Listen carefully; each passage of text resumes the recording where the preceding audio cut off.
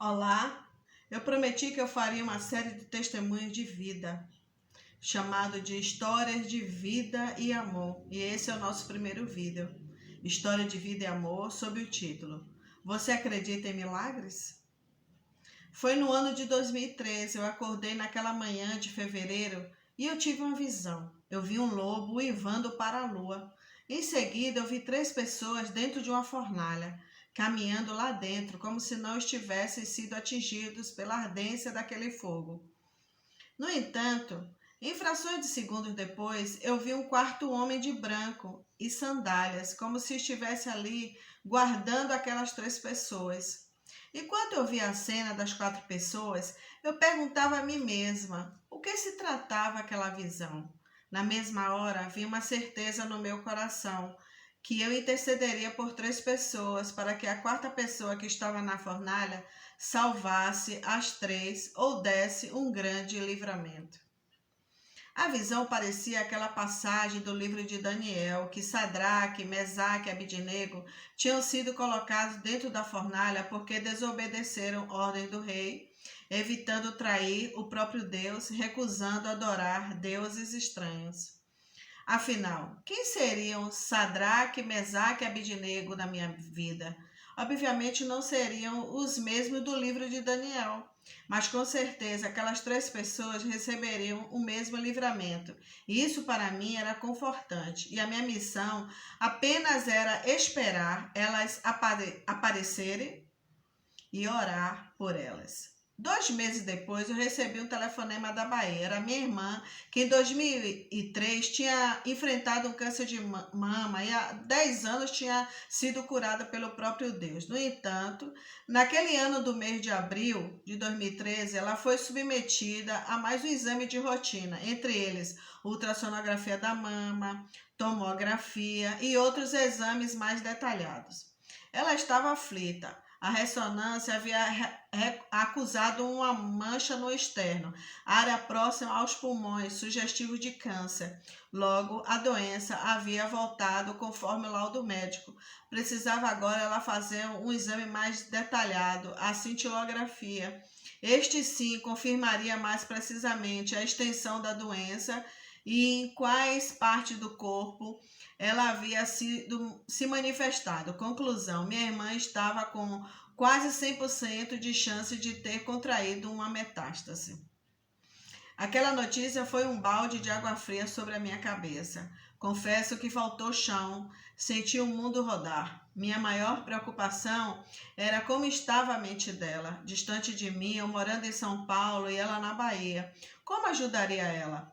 Não seria a mesma coisa das vezes que eu ficava lá em Salvador, cuidando dela, no tempo que ela enfrentou o câncer pela primeira vez. Lembrei-me então da visão que tive. O Espírito Santo testificou no meu coração que ela era a primeira pessoa que passaria pela fornalha ardente.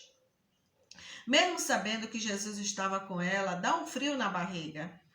A adrenalina sobe, a ansiedade ataca. Estando longe, é pior ainda. Lembrei-me que Jeremias um dia escreveu que Deus é um Deus de perto e um Deus de longe. Eu precisava deixar minha autossuficiência e viver na dispensação de Deus. Bom, o problema era somente orar? Argumentei com a minha alma e fui logo respondendo. Então isso não é problema para mim. Eu orarei, clamarei, intercederei para Deus reverter o quadro, mudar o laudo e assinar diagnóstico de vida. Eu ia para a pista clamar. Colocava o tênis, o boné, passava protetor solar e saía caminhando pela rodovia Washington Luiz, clamando pela cura. Foram 7 dias mais cheios de suspense que passei na minha vida. A cintilografia estava próxima. Naquele dia eu tive uma visão. Eu vi minha irmã bem arrumada, recebendo pessoas em sua casa, como se estivesse fazendo um culto de ação de graças. Aquela visão me disse tudo. Deus havia mudado o relatório de morte e decretado vida. Ao fazer a cintilografia, no final, a moça que fez o exame foi bem discreta, porque ela não pôde passar na frente do médico e falar o resultado. Os exames ainda passariam pelas mãos de especialistas e não seria conveniente ela falar nada antes do resultado oficial. Como ela ficou sabendo da situação da minha irmã e a ansiedade e a aflição estampadas em seu rosto, a atendente despediu-se dela dizendo: descanse, e deu um sorriso cheio de esperanças. Bom, Sadraque tinha sido salvo, estava livre daquela provação, assim como minha irmã. Afinal, os médicos examinaram a cintilografia, mandou ela repetir, e a mancha era uma lesão que ela tinha tido desde criança, mas que nunca se manifestou nos exames anteriores. Mas quem seria Mesaque e Abidnego? 4 meses se passaram e uma bela noite de agosto eu recebi um telefonema da minha irmã, dizendo que meu irmão mais velho tinha passado mal e tinha sido hospitalizado. No 3º dia de internamento, ele entrou em coma. Detectaram no cérebro dele 2 vazamentos, mas não eram características de derrame por pressão alta. Era um fenômeno que os médicos não conseguiriam desvendar. Os vazamentos eram em 2 partes do cérebro, ambos atrás da orelha, um na orelha direita e o outro atrás da orelha esquerda. Foi terrível. Precisava abrir o crânio dele às pressas. Os médicos disseram que se o sangue vazasse muito, sem antes remediarem através da cirurgia, ele poderia não resistir. Lembrei-me da visão. Meu irmão era Mesaque. Não aguentei ficar em São Paulo. Algo me induzia a ficar em Salvador. Sentia que era o Espírito Santo mandando eu viajar às pressas. Entrei no aplicativo da TAM, comprei logo minha passagem. O estado de saúde do meu irmão era gravíssimo. Quando eu entrei no avião, eu senti um alívio muito grande, uma paz, uma certeza, mas não parava de interceder. Fui de Rio Preto a Salvador intercedendo, fiz uma escala intercedendo e não parava de orar. Quando cheguei em Salvador, fui direto para o Aliança, o hospital onde ele estava. Aquele nome do hospital me revelou muita coisa. Deus tinha uma aliança comigo, de intercessão. Ele tinha tido essa aliança, ele me chamou para interceder. A Bíblia diz em Ezequiel que Deus procurou um homem para interceder pelo seu povo, mas não achou ninguém. Ele procura tanto adoradores que o amem em espírito e verdade, como intercessores também.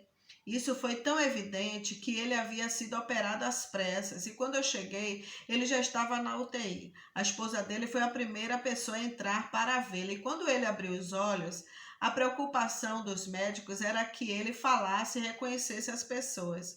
Quando ele olhou para a esposa dele, ele disse assim: Arlete, você aqui? Ela até hoje fala que se eu não fosse irmã dele, ela sentiria muitos ciúmes, porque ela sentiu que o espírito do esposo estava muito ligado, antenado com o meu. E isso era bom, porque ela sabia o quanto eu orava e o quanto eu me preocupava com a situação. Depois disso, nós rimos muito com o ocorrido. Depois que ela saiu do quarto, eu seria a segunda e a última pessoa a entrar. Na verdade, só deixaram entrar naquele dia ela. Mas ela falou para os médicos para liberar minha entrada, porque eu havia acabado de chegar de São Paulo. Eles abriram aquela exceção e quando eu entrei na UTI, eu teria que ir direto para o leito 6. Mas algo me chamou a atenção no leito 4. Vi um homem todo engessado, dos pés à cabeça. Ele gemia de dor. Ele estava entubado. A perna esquerda estava suspensa, engessada, amarrada a uma corda de pano que era sustentada por uma argola presa ao teto. Ele tinha os olhos fechados, a sedação parecia estar no fim. Eu me aproximei dele, coloquei a minha mão no ar sobre o corpo dele e comecei a orar para que Deus o livrasse. Eu dizia assim: Deus, eu sinto que Mesaque foi meu irmão, o quadro clínico dele é bom, a cirurgia foi um sucesso, ele está lúcido, conversei com ele através de acenos, ele respondia tudo, né? E falava também. Perguntei a ele onde ele morava, onde eu morava, ele respondia tudo certo. Então estava tudo bem com meu irmão, eu sentia paz. Porém, Senhor, eu dizia, eu profetizo que este homem todo enfaixado é Abidnego. Ele está na fornalha ardente com Jesus e eu estou aqui para declarar a vida, interceder sobre a vida dele, embora eu nem o conheça. A médica entrou, ou foi enfermeira, não sei, e me viu impondo as mãos, né, sobre ele e perguntou se eu dava paz ou se fazia girê. Eu disse que não, que eu estava apenas orando e que a oração do justo tinha seus efeitos. Ela não entendeu nada. Perguntou se eu era parente daquele homem, eu respondi que não, mas senti no coração de interceder pela vida dele. Ela me olhou admirada, mas não fez nenhuma objeção, ouviu atentamente com muita humildade. Quando eu saí, eu vi duas mulheres apreensivas, uma dada a mão à outra. A mais velha chorava. Aí eu perguntei: por que você está chorando? Não chore. Falei de forma bem doce. Ela me olhou de cima a baixo, assim, sabe? A outra tinha um texto na mão. Eu simplesmente pedi para que elas me dessem as mãos. Ali eu orei pelas duas. Em seguida, elas começaram a desabafar. Eram irmãs de Francisco, aquele homem que estava todo engessado, o Abidinego, né? O Abidinego da minha visão. Elas disseram que ele havia sofrido um acidente quando estava a trabalho, alugou um veículo de Sergipe a Salvador, mas na linha verde sofreu um grave acidente. Quebrou 8 costelas, a perna esquerda e teve uma perfuração pulmonar e estava respirando através de aparelhos. Estava com infecção no sangue e o estado dele era muito grave. O médico disse que se em 3 dias o estado dele permanecesse o mesmo, os rins poderiam parar e outras complicações iriam surgir. Eu então contei que tinha ido até o leito de Francisco e orado, e Deus me dizia que em 3 dias ele sairia dali e iria para o quarto. Elas olharam com tanto desdém e me acharam a louca, sabe? E foi nessa hora que a esposa de Francisco chegou e eu repeti as mesmas palavras. Ela dizia assim: nós temos uma filha de 9 anos e o pai, ela nem imagina que o pai está assim. Eu aí disse assim: não está mal, ele está livre, ele está salvo, ele está bom, em nome de Jesus. Ele vai sair daqui a 3 dias da UTI, irá para um quarto normal, andando e perfeito. A mulher disse: mas ele fraturou a bacia. Eu falei assim: não importa, será restaurada. Dentro de 3 meses ele voltará a trabalhar normalmente. Olha que ousadia. As 3 arregalaram os olhos. Eu sinceramente não sabia, não tinha ideia do que eu estava falando. As palavras saíam da minha boca sem freio. Parecia que Jesus tinha tomado a minha língua emprestada. Até eu me via surpresa com aquela revelação. Passados 3 dias, eu voltei a visitar meu irmão. Não tinha mais necessidade de eu ficar lá, porque todos queriam visitá-lo. E ele só poderia receber 4 visitas por dia. Depois que ele foi para o quarto, eu compareci ao hospital para visitá-lo. Ao entrar no quarto, minha cunhada foi logo me recebendo e dizendo: lembra daquelas 3 mulheres que tinham um homem na UTI bem mal? Elas vieram aqui hoje pela manhã procurando você. Eu respondi surpresa assim, sabe? A mim? Elas estavam procurando para quê? Elas disseram que você disse que o irmão delas ia sair do quarto e que ia ficar bem e que Deus ia restaurar. E foi isso que aconteceu. De uma hora para outra, o homem foi restaurado, a infecção foi embora, ficou bom, sabe? Não tinha mais dor, tirou o tubo dele. Eu fiquei perplexa assim olhando. Eu não sabia se eu chorava, se eu sorria. Eu só me lembrava de Jesus dentro da fornalha ardente com as 3 pessoas, minha irmã, meu irmão e Francisco. E eu estava ali para interceder, sabendo que Jesus estava com eles, mas precisava da minha oração. A oração dos santos, conforme Deus revela em Apocalipse. Naquele momento eu entendi que o lobo era Satanás, causador dos acidentes, aquele que decreta a morte. Afinal, ele veio para matar, roubar e destruir, mas Jesus veio para dar vida e vida em abundância. Ele até fez confusão, né, Satanás, no exame da minha irmã. A Lua representa o satélite da Terra. Se você não sabe, satélite, ele dá uma volta pela Terra. Ele gira em torno da Terra, assim como a Lua. E naquela visão, Deus me chama de profeta. Aquele que não para no lugar, aquele que serve a sua gente, aquele que dá a volta no mundo, aquele que sai do lugar, vai para um lugar, vai para o outro. Tudo isso para exaltá-lo, para engrandecer o seu nome. Deus é lindo, né? Toda a glória a Ele. Ele é autor de toda essa história, de todo esse testemunho, que eu conto sem vergonha nenhuma, mas assim, eu tenho a certeza de que muitos outros testemunhos eu vou contar que vocês vão ficar impactados, as experiências que eu tive com Jesus e o que Ele já fez através da minha vida. E eu falo isso exatamente para você estar fortalecida na fé, para você nunca desistir, para você ter a convicção de que Ele vive e a gente pode crer no amanhã. Amém? Meu nome é Arlete Pinheiro Gomes. Compartilhe este vídeo, viralize ele. Jesus está às portas, Ele está voltando. Não tem outra alternativa. Você quer subir com Ele?